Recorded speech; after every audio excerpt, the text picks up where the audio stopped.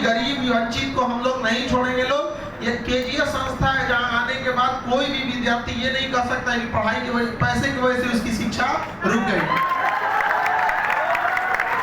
और आज से जब से कोचिंग संस्था चालू किए थे तब से लेके आज तक में कभी ये नहीं कोई कह सकता है कि हम लोग मतलब एक व्यापारियों की तरह काम किए कि मुंह से बोलने का ढेर पैसा लिए। आजकल शिक्षक लोग व्यापारी बन के बैठ गया है और मुंह से बोलने का पैसा लेता है। कोई लेता है 20,000, कोई 50,000, कोई 1 लाख, जिसको जितना है उतना ले रहा है आपके।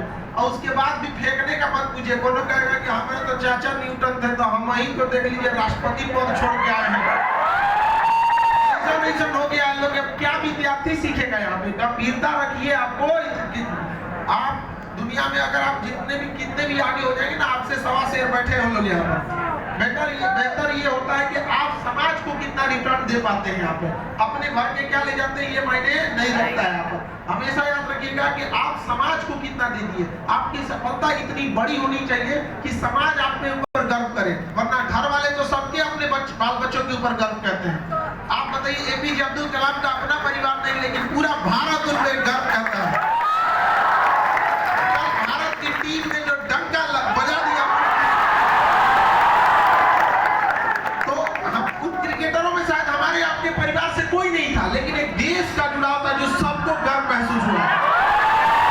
आप लोगों की भी सफलता इतनी बड़ी होनी चाहिए कि पूरा गर्व से पूरा देश कह सके कि मेरे देश का यह नागरिक है। छोटी सफलता के लिए आप नहीं आए हैं यहाँ पर। हमेशा जहाँ रहिए और प्रण लेके रखिए। आप लोग जब जॉब हो जाएगा तो एक गरीब विद्यार्थी को आप अपने खर्च पे सक्सेस कराएंगे, उसे 0 से लेके टॉप पढ़ाएंगे। हम ये नहीं कर रहे कि आप सारे लोग एक दूसरे के लिए हजारों लड़कों को लेकर बैठिए। एक कम से कम की जिम्मेदारी लेंगे ना। अगर हम 140 करोड़ भारतीय अगर ठान ले कि हम सब एक बच्चे की जिम्मेदारी लेंगे, शायद भारत में कोई अशिक्षित नहीं रहेगा। जब तक पब्लिक आगे नहीं आती है कोई भी चीज दूर नहीं हो सकती है। सती प्रथा किसी नियम से नहीं खत्म हुआ, बल्कि लोगों की जागरूकता ने सती प्रथा को खत्म कर दिया। हम लोगों को भी जागरूक होना पड़ेगा। समाज में बहुत तरह की कुरीतियां भरी हुई है। आप लोगों को भी देखिएगा, पढ़े लिखे होने के बावजूद इतना बड़ा पढ़े लिखे लोगों पे कलंक है कि जो जितना पढ़ लेता है दहेज उतना ज्यादा लेने लगता है। आपको आप लड़का है, पुरुष है तो आपको अच्छा लगता होगा क्योंकि आपको तो मिल रहा है। लेकिन जब आप अपनी बहन की शादी करने जाते हैं तब आपको हालत खराब हो जाता होगा कि अपनी बहन भी दो, झुक के भी दो, खेत भी बिक गया, जमीन जायदाद भी बिक गया, सामने झुक के भी दो। तो ये क्या फायदा है ऐसी शिक्षा का? पैसा कमा लेना बहुत बड़ी बात नहीं होती है, किस तरीके से कमाए और क्या संस्कार लेके कमाए ये मायने रखता है। आपको देख कर लगना चाहिए कि हाँ ये पढ़ा लिखा हुआ है और पढ़े लिखे और मर्द है, तो इस बात पे होना चाहिए कि कुरीतियों को दूर कर सके। और इतना ही जज्बात है तो आप लोग जब जॉब लीजिएगा, सबके साथ मेरा आशीर्वाद है, सारे विद्यार्थी सबका सब सफल हो जाए। लेकिन एक जरूर याद रखिएगा कि किसी बाप को निराश करके उसका घर द्वार बेचवा के अगर दहेज ले लीजिएगा, रसेगा नहीं, आपको निकल जाएगा कहीं ना कहीं। आपके ऊपर या आपके माँ बाप का संस्कार आपकी बड़प्पन होती है। लेकिन हम जरूर एक रिक्वेस्ट जरूर कहेंगे, किसी के बेटी के बाप को बुला के आप अपने बाप को खुश नहीं रख सकते। ऊपर वाला सब देखता है, हिसाब इधर से नहीं तो उधर से जरूर बराबर रख देगा। ऊपर वाले से कहना है कि हमें कामयाब इतना कीजिए कि मांगने की जरूरत ही ना पड़े। जिस दिन पुरुष समाज ये समझ जाएगा कि दहेज एक उसको दिया जाने वाला भीख है, यह व्यवस्था भी सती प्रथा के जैसे ही हमेशा हमेशा के लिए समाप्त हो जाएगी। फिर देखिएगा हर जगह एक खुशहाली आएगी। आपके घर अगर कोई आ रहा है, आप कहिएगा लक्ष्मी बना के लाएगा, उसका घर पूरा दिख गया, उसके माँ के गहने गिरवी रख गए, वो दिल से रोएगी। आपके घर में कभी खुशियां आएंगी?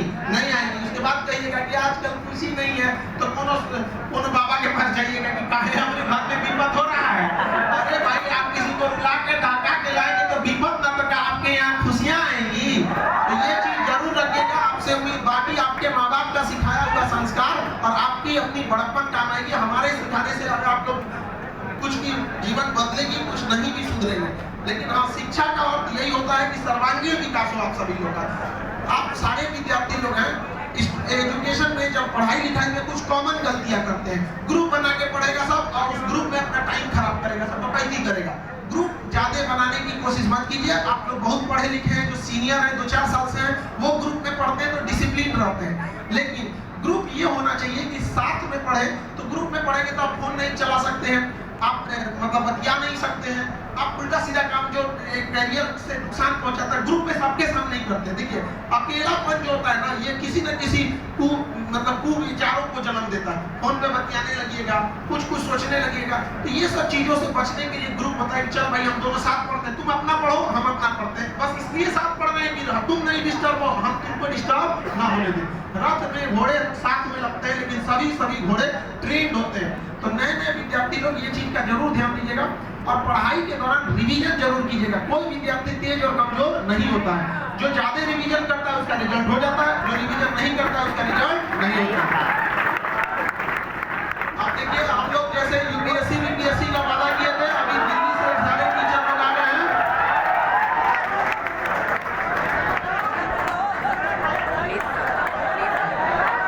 और जो मेन गेट पे खड़े हैं बाबू, आप लोग 7 बजे आ जाओ प्लीज बाबू, आप लोग से हम विनती कर रहे हैं, यहाँ जगह नहीं है।